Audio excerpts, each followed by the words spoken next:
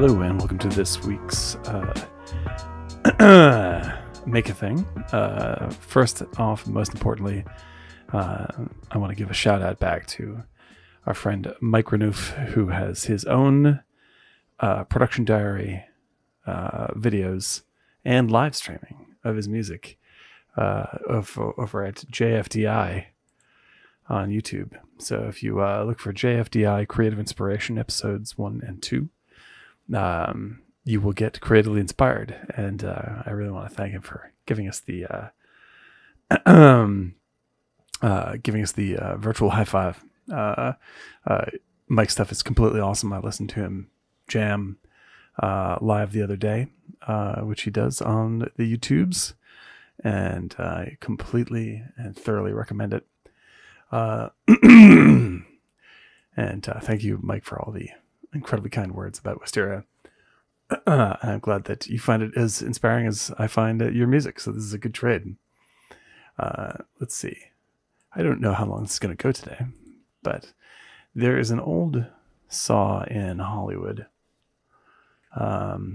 which says you can't make a good movie about writers because writers don't do anything interesting. Like, it's all just up in their heads, and all they do is physically tap on the keyboard, so there's nothing really to see.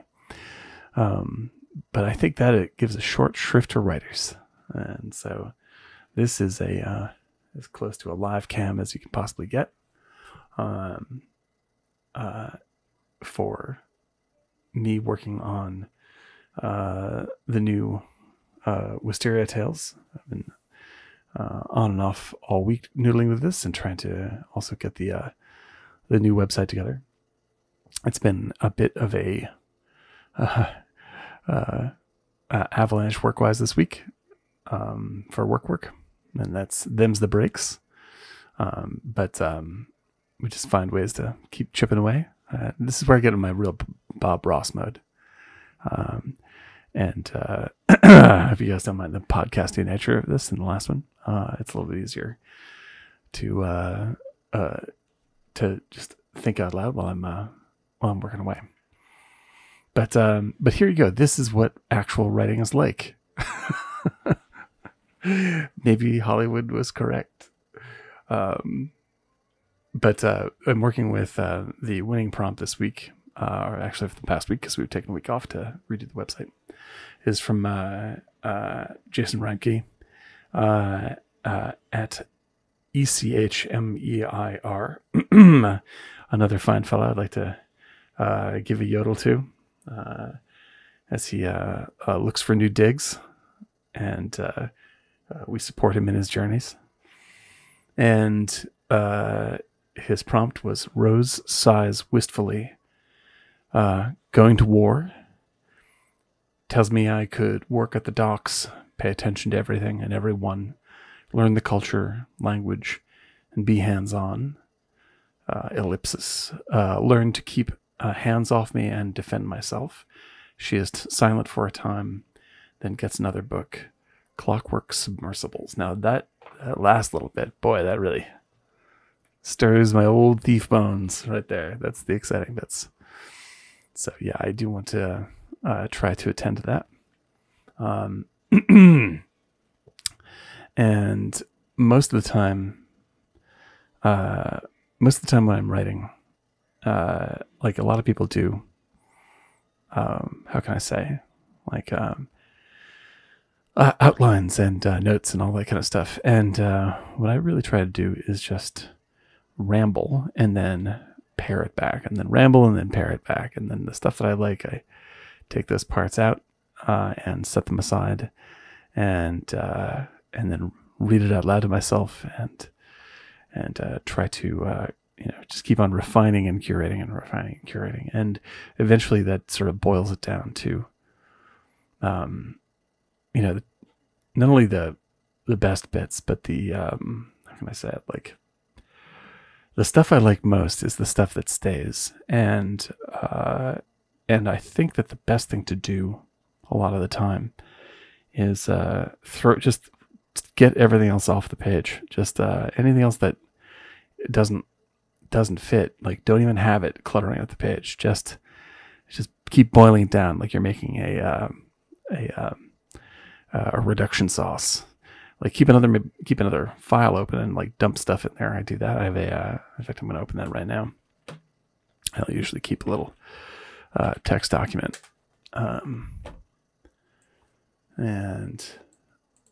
so I can cut and paste. Concept I like, but that aren't really worked through. But this is how I think, I mean, like I deal with structure when I've gone through a first pass of something, but this project is obviously something else. I can't really structure it. And so I just have to sort of tune in the brain Wi-Fi to what sort of pings metaphorically, you know, when your mind puts stuff together, like you know, like you rewrite something enough that you're like, oh, wait a minute, I'm kind of saying the same thing here as I am over here, and this image sort of mirrors that concept a little bit, and that only comes from like constantly rereading as I'm going, and like and I know that's contrary to the way most people recommend you write. You know, like I do recommend the blasted out bit, but I also recommend like immediately sort of chewing on it to figure out what is the most flavorful part. So I don't know, like I've gotten a bunch of stuff written this way, and it all like that tone and that final flavor is that's the really important business for me. And then like after that's all out, then I can step back and say, what the hell was this all about in the first place? And get some perspective. And then you do the large scale version of the same thing. You look at the whole big piece and you go like, okay, so what are the great bits of this, and how does this hang together with the other thing, and all that. Anyway, this is what happens in my brain while I am working. So now we're just going to probably be playing a little music while I'll put on some copyright free music, say right about here. There we go. Hopefully that's good. And I'm going to here too. I'm probably not, if I think of anything to say, I'll lean down and say it. But let's see if you can still hear. This is down to my keyboard. So this is the sound of writing that you can use for your own writing inspiration. We'll just keep it playing for a little while I try and get some stuff done. Thanks for working with me.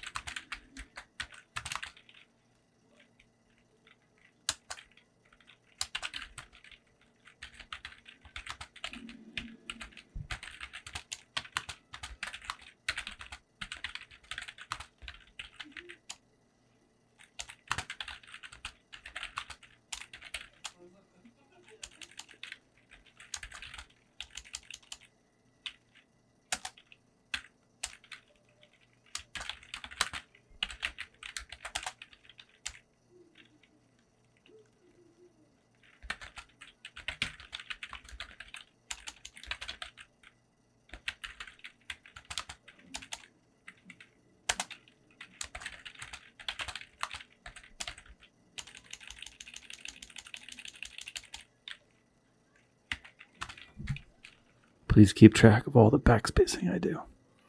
I think it makes up the lion's share of the typing.